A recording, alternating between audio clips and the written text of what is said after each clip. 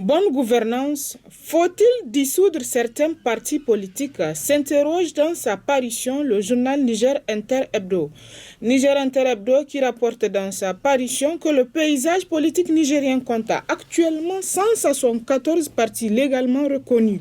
D'autres sonnent encore à la porte. On comprend bien qu'avec un tel paysage fourni en nombre, il y a nécessité de faire jouer les règles de la régulation conformément aux dispositions de la charte des partis politiques du Niger, car nombre de ces partis sont en porte-à-faux avec la loi. Il ne fait pas doute que si la charte des partis politiques était appliquée, beaucoup de partis auraient disparu du paysage depuis belle lurette et que d'autres ne se seraient pas créés. En effet, selon le journal, selon la charte, les partis politiques sont des associations à but non lucratif qui, conformément à la Constitution, regroupe des citoyens nigériens autour d'un projet de société et d'un programme politique en vue de concourir à l'expression du suffrage universel et de participer à la vie politique par des moyens démocratiques et pacifiques. Combien sont-ils les partis politiques nigériens qui fonctionnent comme des associations à but non lucratif, qui disposent de projets de société et de programmes politiques et qui concourent à la conquête et à l'exercice du pouvoir suivant des modalités démocratiques et pacifiques, s'interroge le journal, pour qui sans aucun doute ils ne sont pas nombreux à remplir ces conditions préalables. Mieux, ils ne sont pas nombreux à remplir d'autres conditions édictées par la charte, comme se faire représenter dans les 8 régions du pays, ce qui suppose avoir un bureau régional et une représentation permanente. Selon la charte, tout parti qui ne se conforme pas à l'exigence d'être présent dans les 8 régions est suspendu par arrêté du ministre chargé de l'Intérieur jusqu'à ce qu'il satisfasse la dite exigence. Le journal écrit plus loin que les chefs des partis et les bailleurs de fonds font la promotion de qui ils veulent, excluent qui ils veulent. Ces partis n'en sont pas moins que des sociétés à responsabilité limitée, écrit le journal. C'est pourquoi les partis ont tendance à pousser comme des champignons. Pour une petite incompréhension, certains ont tendance à vouloir casser la baraque pour créer leur parti politique. C'est pourquoi à l'humble avis du journal, il faut inverser cette tendance en régulant ce domaine au nom de l'intérêt général. Même si le Niger a opté pour le multipartisme intégral, il va falloir, selon le confrère, respecter la charte des partis politiques avant les prochaines élections générales. Pour conclure, le journal estime qu'au Niger, il y a une urgence à faire un état de lieu sans complaisance sur la situation des partis politiques. Le ministère de l'Intérieur, qui assure la tutelle des partis politiques, doit faire l'application de la loi dans toute sa rigueur. Du reste, le Premier ministre, dans sa déclaration de politique générale, avait promis, rappelle le journal, d'améliorer l'efficacité du cadre de dialogue politique et appliquer effectivement les dispositions de la charte des partis politiques. Il faut assainir ces capharnaüm. La bonne gouvernance politique prend pied. À partir de là, conclut le journal. Puis à la une du journal La Nation, Tribune, comment endiguer le cancer de la corruption au Niger, s'interroge le journal. Telle une métastase, le phénomène de la corruption continue à gangréner insidieusement tous les tissus du corps social au Niger, et cela nonobstant l'existence d'une panoplie d'instruments et de mécanismes de prévention et de répression. Pire, si les scandales de corruption, des plus rocambolesques aux plus révoltants, s'étalent à longueur de journée à la une des médias, empoisonnant le climat sur les réseaux sociaux et enflammant les discussions dans les fadas, en revanche, bon nombre de Nigériens font preuve de résignation, voire de tolérance face à ce fléau. Qu'est-ce qui peut bien expliquer que notre société est sombrée corps et âme dans la religion du dieu argent, qu'elle soit devenue sourde et aveugle à toute réalité autre que celle du gain facile et de l'enrichissement illicite, se demande le journal. Quant au journal L'Actualité, il rapporte cette semaine dans sa parution un clash inévitable entre Bazoum et Issoufou. Il parle de 2 agendas politiques opposés. Pendant les premiers mois du pouvoir, le président Bazoum avait semblé marquer une certaine rupture avec l'exercice du pouvoir par son prédécesseur. Il était apparu subitement sympathique auprès du public, en dépit des conditions dans lesquelles il avait été déclaré vainqueur à l'élection présidentielle passée. Les gens commençaient alors à tomber sous le charme forcé du natif de Tesker pour la sobriété, la simplicité qu'il voulait apporter à la façon de gouverner le pays. On avait même vu des images sur les réseaux sociaux de la place où il a emprunté seul dans une gare parisienne le métro pour se rendre à Bruxelles au lieu de l'avion. Cette image avait beaucoup ému les gens, aussi bien au Niger que sur le continent africain, donnant ainsi l'impression d'un dirigeant soucieux des deniers publics de son pays. À l'intérieur du pays, on avait commencé à applaudir l'allègement substantiel du cortège présidentiel au passage duquel les usagers de la route étaient immédiatement autorisés à passer pour vaquer à leurs occupations quotidiennes. On raconte même selon le journal que lors d'un retour de voyage pendant le mois béni de Ramadan, le président Bazoum aurait choisi de ne pas rentrer à son palais au moment de la rupture du jeûne, de peur que son cortège ne pénalisât des milliers de croyants.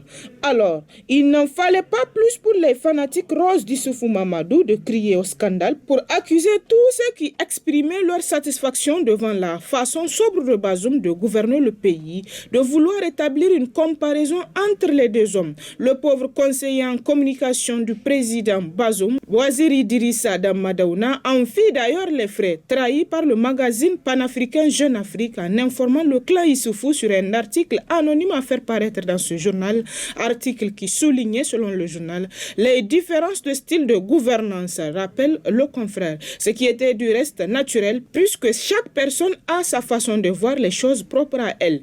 Mais c'était là la limite à ne pas franchir, la ligne rouge, dira-t-on mieux. Le clan d'Issoufou Mamadou, furieux, fit alors pression sur le président afin d'obtenir la tête de l'auteur de crime de lèse-majesté, car dans la galaxie gouriste, Issoufou Mamadou est incomparable. On ne peut pas le remplacer, on ne peut que lui succéder, dit-on souvent dans son entourage. Surtout face à Mohamed Bazoum, sa pure création politique, s'exclame le journal. Le président Bazoum succomba à cette première balle et depuis, la présidence Bazoum s'en ressent toujours et en étouffe mortellement. Aujourd'hui, plus grand monde au Niger ne s'est fait le moindre doute sur une présidence ligotée où les grandes décisions se prennent souvent hors du gouvernement actuel, notamment au niveau des instances dirigeantes du Pendestaria aux mains de la vieille garde d'Issoufou Mamadou, nous apprend toujours le confrère. Cependant, d'après certaines sources, le président Bazoum serait sur le point de fourbir les armes de la rébellion future contre son ancien mentor politique. Pour parvenir à un tel résultat, quoi de plus normal, selon le journal, pour Bazoum que d'appliquer à Issoufou Mamadou sa propre loi consistant à élargir sa majorité indéfiniment, se demande le journal qui ajoute qu'on dit que l'entrée au gouvernement de Kishinkasa d'Ibrahim Yacoubou procéderait de cette quête de s'affranchir de la tutelle étouffante de l'appareil du PNDS Taraya. Lui-même, Issoufou Mamadou, avait pendant son règne recouru à cette méthode en cooptant dans son gouvernement le MNSD Nassara de Seyni Oumarou en dépit de la majorité déjà confortable que lui donnait la MRN. Quant au journal L'Enquêteur, il rapporte dans sa parution cette semaine que Bazoum travaille à la formation d'un nouveau gouvernement. Un remaniement et des reniements, s'interroge le journal.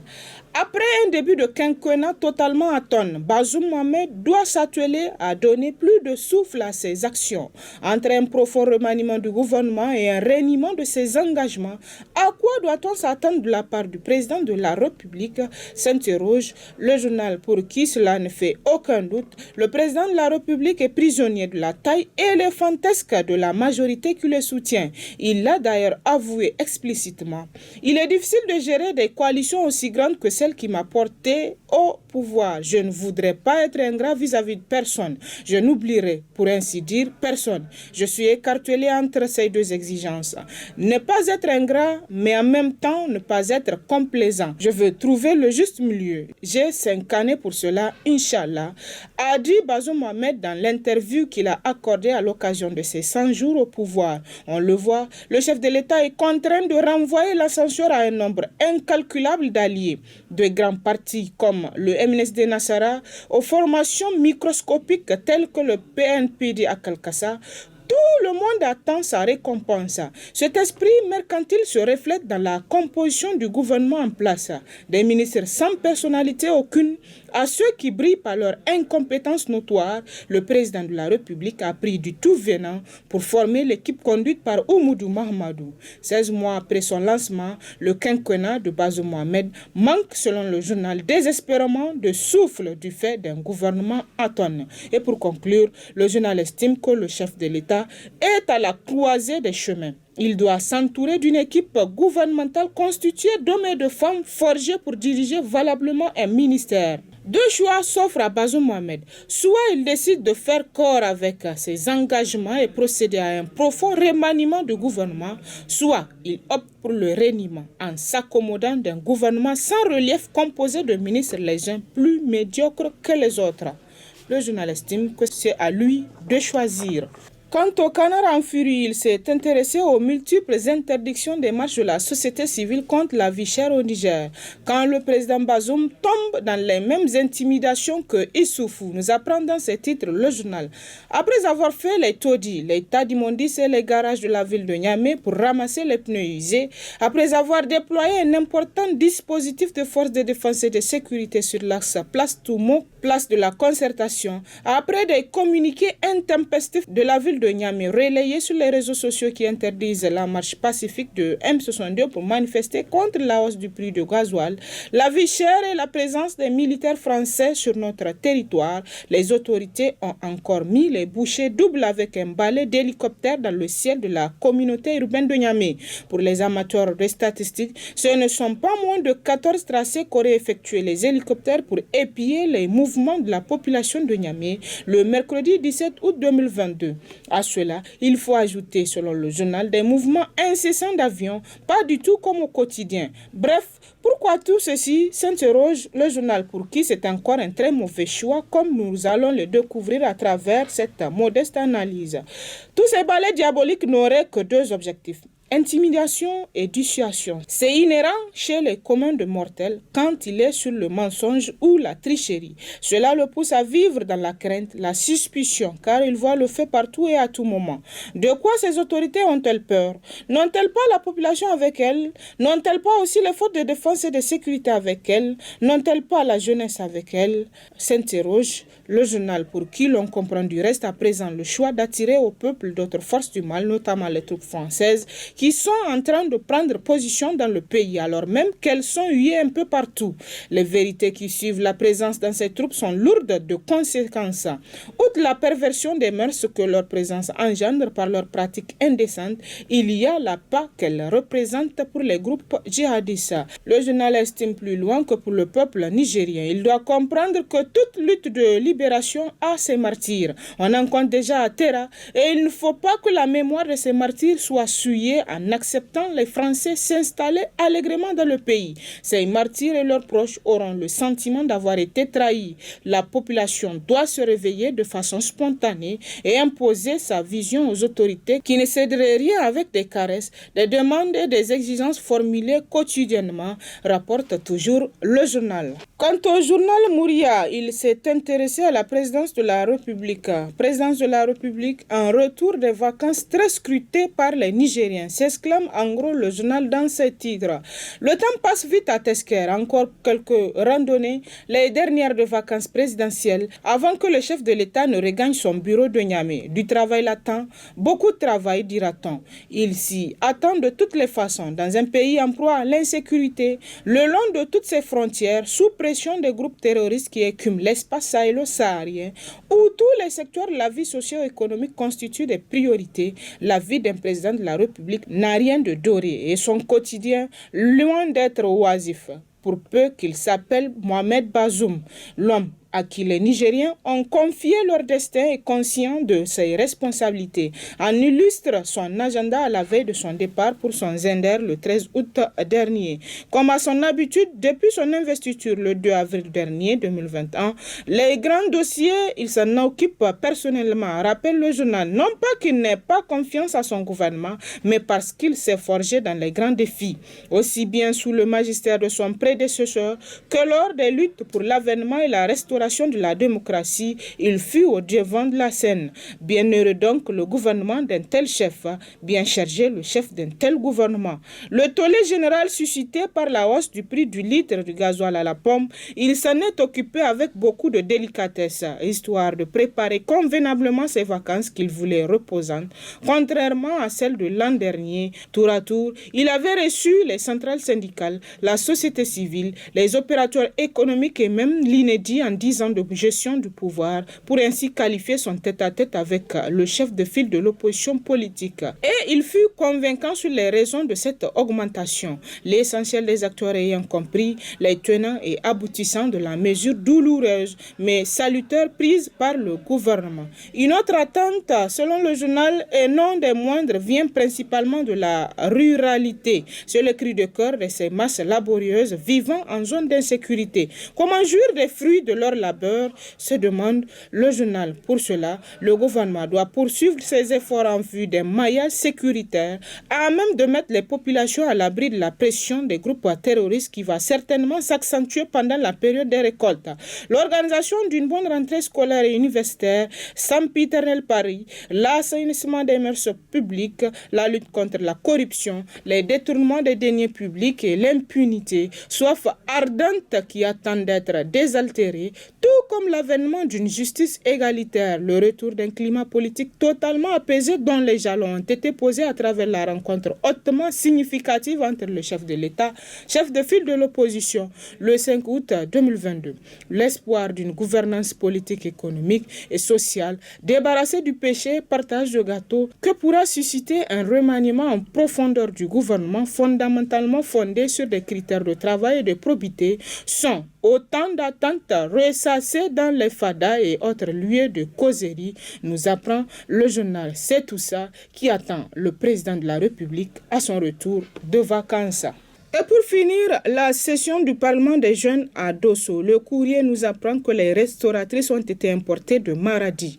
Solennellement installé le samedi 16 avril 2022 par le président de l'Assemblée nationale, son Excellence Seyni Oumarou, la 6e législature de la 7e République du Parlement des jeunes du Niger tient présentement sa session à Dosso. Nous apprend le journal. C'est le premier vice-président de l'Assemblée nationale, Kalla Ankouraou, qui a ouvert les travaux. Pendant 10 jours, les jeunes parlementaires vont examiner les points inscrits à l'ordre du jour. Tout se passe apparemment comme prévu concernant les travaux. Seulement, au niveau de certaines prestations, il se passerait des choses peu orthodoxes selon des sources bien informées, surtout au niveau du marché de la restauration. Bien que Dosso soit une véritable ville carrefour, disposant de restaurants et de plusieurs services traiteurs, la restauration serait confiée à des personnes spécialement venues de Maradi. Ce serait elle qui assure la restauration des jeunes parlementaires, des députés membres du réseau parlementaire et du personnel parlementaire qui les encadre. Les choses se passent comme si à Dosso personne n'était capable d'une telle prestation. Selon les mêmes sources, le journal rapporte que cette distorsion pratique serait l'œuvre de Kalla Ankouraou, premier vice-président de l'Assemblée nationale et probable candidat à la présidence du PNDS Tareya. Il est vrai que c'est le même Niger, mais ainsi faisant, il aurait tordu le cou aux pratiques consacrées en pareilles circonstances où les compétences et produits locaux sont privilégiés pour booster ne serait-ce qu'un peu l'économie locale. Une véritable exclusion dans l'exclusion, s'exclame le journal qui rapporte plus loin que ça grogne présentement à Dosso et avec raison car si les sessions du Parlement des jeunes se tiennent de manière tournante comme la fête de la République, c'est pour non seulement permettre aux jeunes parlementaires de connaître leur pays, mais aussi pour que la région d'accueil en profite d'une certaine manière. Cette session laissera un goût amer certain pour les restaurateurs de Dosso qui n'oublieront pas de sitôt. Il est vraiment temps que le président Bazoum recadre certains de ses collaborateurs et compagnons dont les actes à la base de frustration vont à l'encontre de l'équité et de la cohésion sociale, conclut le journal. Et c'est l'essentiel de l'actualité à travers les journaux cette semaine. Très bonne lecture et à la semaine prochaine, Inch'Allah.